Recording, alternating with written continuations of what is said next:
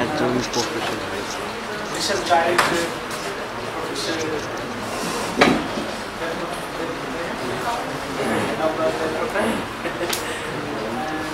Jeff Kumbe from South Australia, all professors from Agriculture University, Papa, students from this university and other different university in Chitwan Valley, and this snake conservationist from Pokhara Valley, and maybe other people from different parts of Nepal. I'm very glad to see you all in this very warm room. It is difficult to tolerate this very temperature. However, you are very eager to know this next session regarding how snake venom work at human and animal body. I'm going to describe what snake venoms are and how they act on human body. Similarly, here most of reference come from human body and other animal experimentation. Here, you might have already big question. What is this? This is venom, collected, milked by experts. Okay, here, this is, probably you already know this. Today we discuss what this snake's venom do in our body if it injects this venom in human body. Yes. Also, this is a different snake by genera and other chemical nature. Same question is here, and we try to know how venom of this snake work at human or animal body. Yes, the snake venom is unique bioweapon for those snakes which lost ability to capture prey animals like this whale. And those snakes which have venom, they inject venom to prey animal to subdue or kill them, and later they eat it. For this purpose, venom is evolved in the course of evolution. Here, venom glands are special collection of special tissue or cells in certain part of head region in most of snakes. This one is highly specialized venom gland. It is particularly developed in front fang, elaphid, and hyperiid snakes. This one is less developed venom glands found in back-fanged venomous snakes. Just Jeff told previously, in Africa there is one species with back-fanged venom. Back-fanged venom, back-fanged snake. Similar, this is the Birendra gland.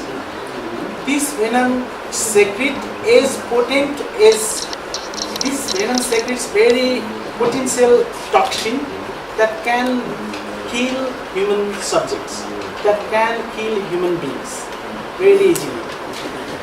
But it is very neat to know how many back-fanged venomous snakes distribute in Nepal, and do they really kill human subject, human body in Nepal? It is research question. We have to do research. Okay. Here, venom is secreted this way by fang. This is fang. Venom gland open into fang, and these are secreted to prey animal's body or human body. And this venom contains cocktail of different enzymes and different proteins, different toxins.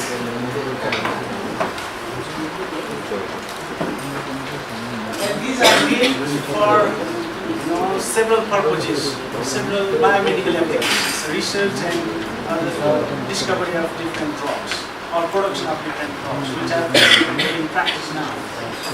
Here, these venoms are not similar. Even land animals and sea land snake and sea snake venom composition are quite different. Sea snake venom are very simple compared to land snakes venom. And these snake venoms are even very different within same species because of geographical variation, diet, and ontology. Here I describe how these venom act on human body or other animal body. These venom prepared in venom gland that I just displayed are carried to victims or prey animals' body by these kind of venom teeth. We call fangs. Yes. Look at this. This is like hypodermic needle. Almost all venom can be injected to human's body or prey animal's body. It is very developed venom teeth, fang.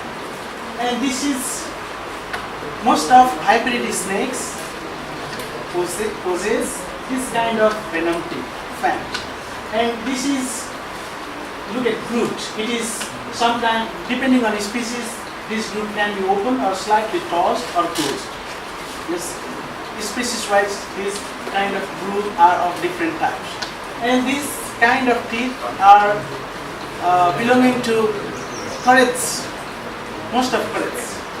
So, and there are other type of venom teeth.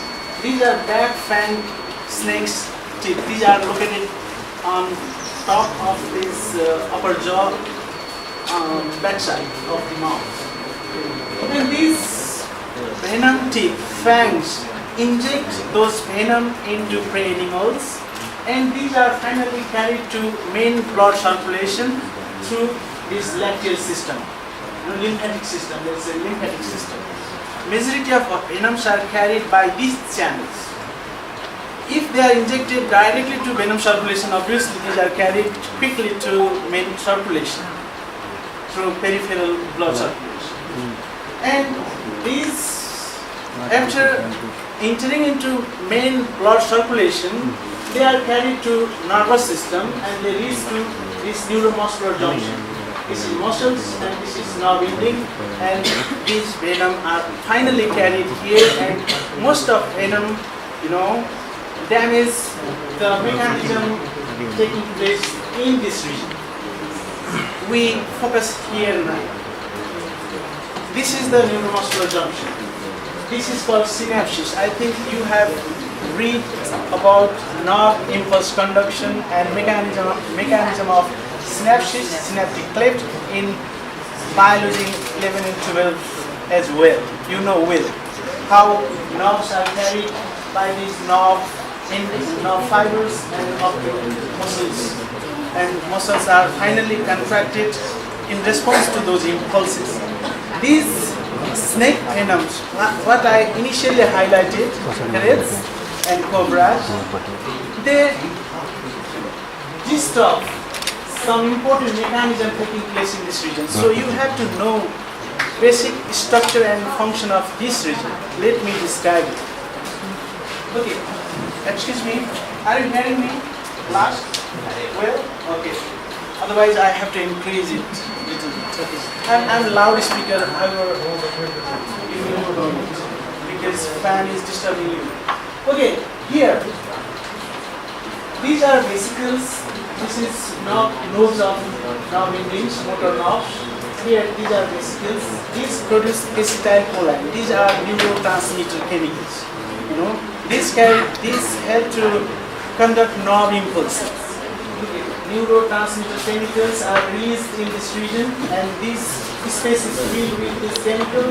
And finally, these acetylcholines are recepted here. This is acetylcholine receptor part, and nerves impulse are carried to muscles and muscle respond accordingly. This is basic mechanism. Yes. Here, most of threat venoms damage activity taking place in this region. Please just look at my red point. These parts are damaged by, or activity taking place in this region is disturbed by. If concentration is higher, damaged by threat venom. And cobra venom, look at these toxins. These activity taking place in this region, receptor region. In synapses, there are, look at, this is presynaptic region and this is postsynaptic region. Look at here, in postsynaptic region, there are receptors, acetylcholine receptors. These are, disturbed by these venoms. And finally, our whole body system is disturbed and we are killed. When our body mechanism is disturbed, we are ill. And if it is severe, we are killed. It is very basic concept. Did you get it? Okay. If you have any question, please raise your hand. Otherwise, a little bit in depth I am going to discuss. If you are not very clear in this region and it is difficult to understand how venom works, how venom challenges your body mechanism. Okay, you know it. Here, this is the highlight of receptor part. Look at this is neurotoxin. This block this ion channel. So this is just figure, These ion channel are finally blocked by these neurotoxins. We discussed later. We have, snakes have three types of toxins: neurotoxins, hemotoxins, and enzymes. Enzymes are basically would not be toxins, but some very specific enzymes found in snake venom are very altering our body mechanism. Therefore, they are harmful to us. They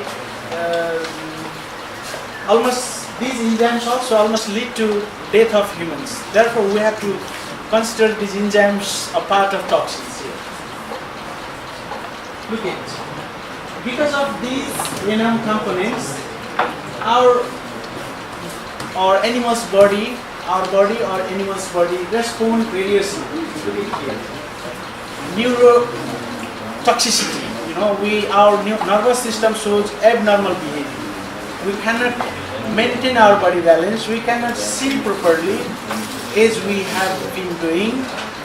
And likewise, our blood coagulation system is disturbed or impaired or collapsed, and finally we are killed. These are also consequences of these venoms, or consequence of function of venoms. So these are also the part of venom function. We have to know it. Here we focus on and let me remind you and be very careful.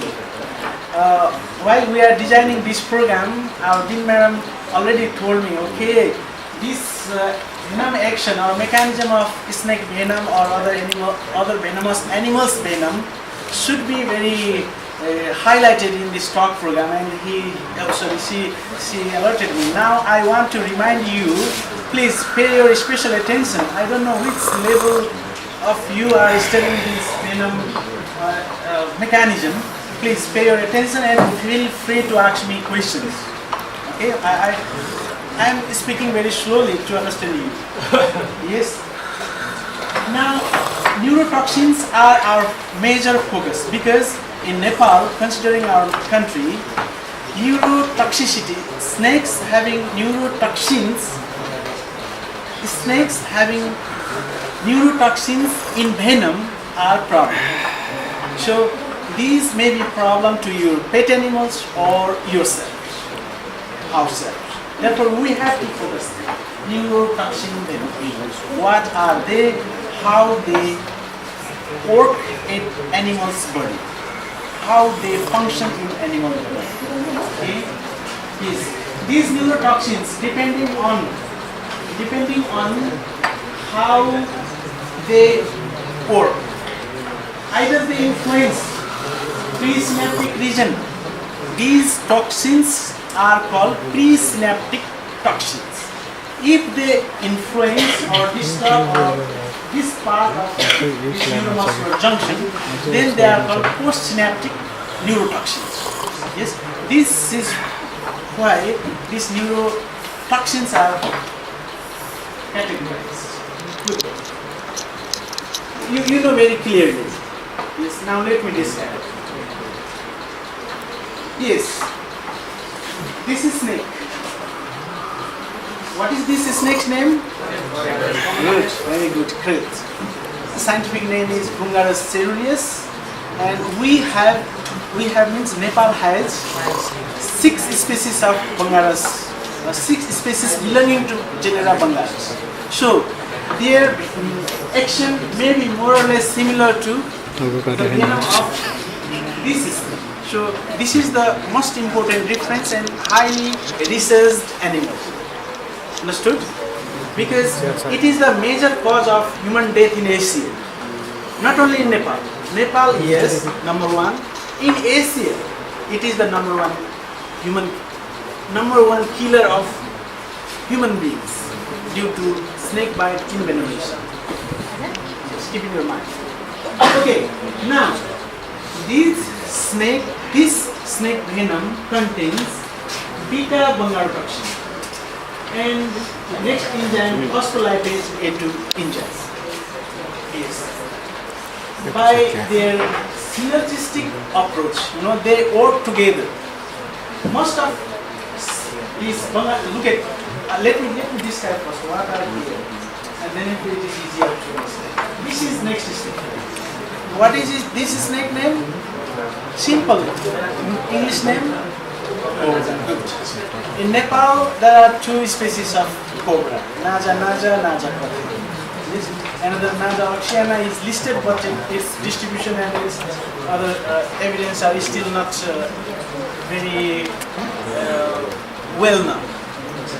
It to finalize whether they exist in Nepal or not. Anyway, look at please. This snake contains alpha and kappa bungarotoxins. Yes, but this snake does not contain beta bungarotoxins. And this snake, look at common correct. Yes, a few days ago, one of your colleagues posted kill common corrects, and it is you? My colleague. Your colleague. Who killed it? Please, can you raise your hand? And it is the major.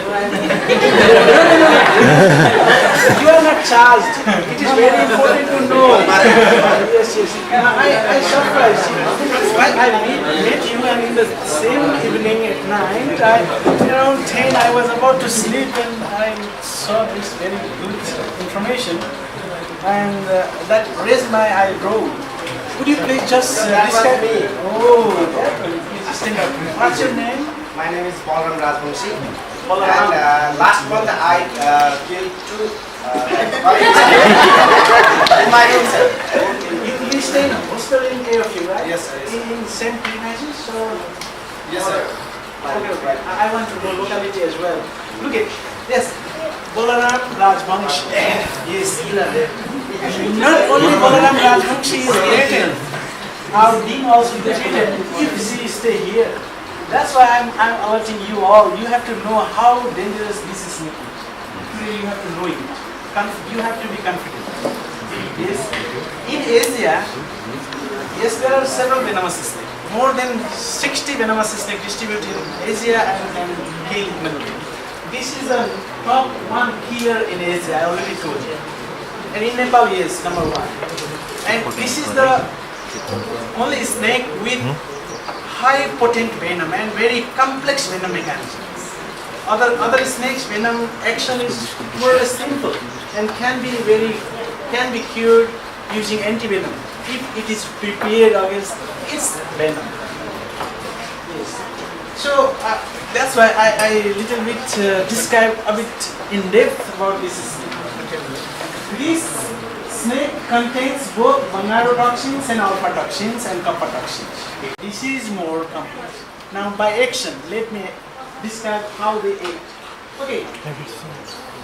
These bungarotoxins, beta bungarotoxins. Please, you learn 3 letters: beta, alpha, kappa. These are several types of toxins. These beta bungarotoxins, and with the help of this phospholipase A2, damage these vesicles. Phospholipase A2 is enzyme that damage these vesicles, which produce acetylcholine. Acetylcholine is neurotransmitter without which no possibility of transmitting impulses from these nerve endings to the muscles. Yes, no responses by muscles if these acetylcholine are not carried to muscle cells. Just I describe here. Look at here. This is the part. This is muscles. Yes, these nerve endings are here. Did you get it? Yes. That's why it is directly connected to our muscle activity. So, this, in case of this correct bite, both bungarotoxins, beta, alpha, kappa bungarotoxins, along with these phospholipase A2 carried in this region. And these 2 toxins destroy these parts, and there is, if concentration is higher, quickly there is no possibility of releasing acetylcholine, which is called neurotransmitter chemical. And here, this alpha and kappa neurotransmitter, these go and place here, block the transmission here, receptor side, and acetylcholine doesn't have chance to transmit. Yes, kappa and alpha bungarotoxin occupies the receptor cells before arriving these acetylcholines.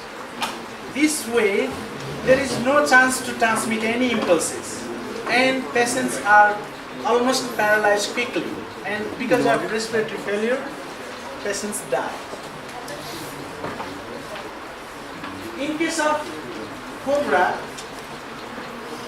these parts are almost intact, and acetylcholines are released here, but there is no chance to transmit a heat. This cobra also causes respiratory failure in the same way as correct venom caused. Respiratory failure mechanism is almost similar in both cases, but correct bite cases are more challenging because of this double function here in both presynaptic and postsynaptic activity of neurotoxins released in venom of correct